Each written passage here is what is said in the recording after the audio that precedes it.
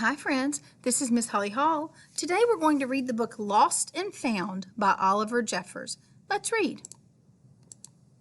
Lost and Found. Once there was a boy who found a penguin at his door. The boy didn't know where it had come from, but it began to follow him everywhere.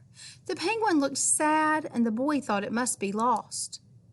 So the boy decided to help the penguin find its way home. He checked in the Lost and Found office, but no one was missing a penguin. He asked some birds if they knew where the penguin came from, but they ignored him. Some birds are like that. The boy asked his duck, but the duck floated away. He didn't know either. That night, the boy couldn't sleep for disappointment. He wanted to help the penguin, but he wasn't sure how. The next morning, he discovered that penguins come from the South Pole, but how could he get there? He ran down to the harbor and asked a big ship to take them to the South Pole, but his voice was much too small to be heard over the ship's horn.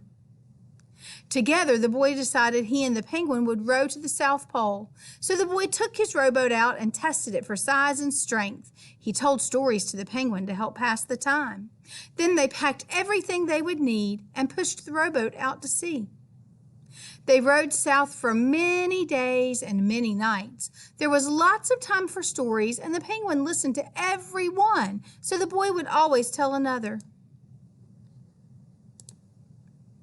They floated through good weather and bad, when the waves were as big as mountains, until they finally came to the South Pole.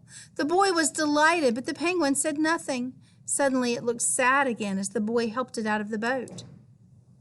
The boy said goodbye and floated away, but when he looked back, the penguin was still there, but it looked sadder than ever. It felt strange for the boy to be on his own. There was no point telling stories now because there was no one to listen except the wind and the waves. Instead, he just thought. And the more he thought, the more he realized he had made a big mistake. The penguin hadn't been lost, it had just been lonely. Quickly, he turned the boat around and rowed back to the South Pole as fast as he could. At last, he reached the pole again, but where was the penguin? The boy searched and searched, but he was nowhere to be found. Sadly, the boy set off for home, but then the boy saw something in the water ahead of him. Closer and closer he got until he could see the penguin. And so the boy and his friend went home together, talking of wonderful things all the way. The end.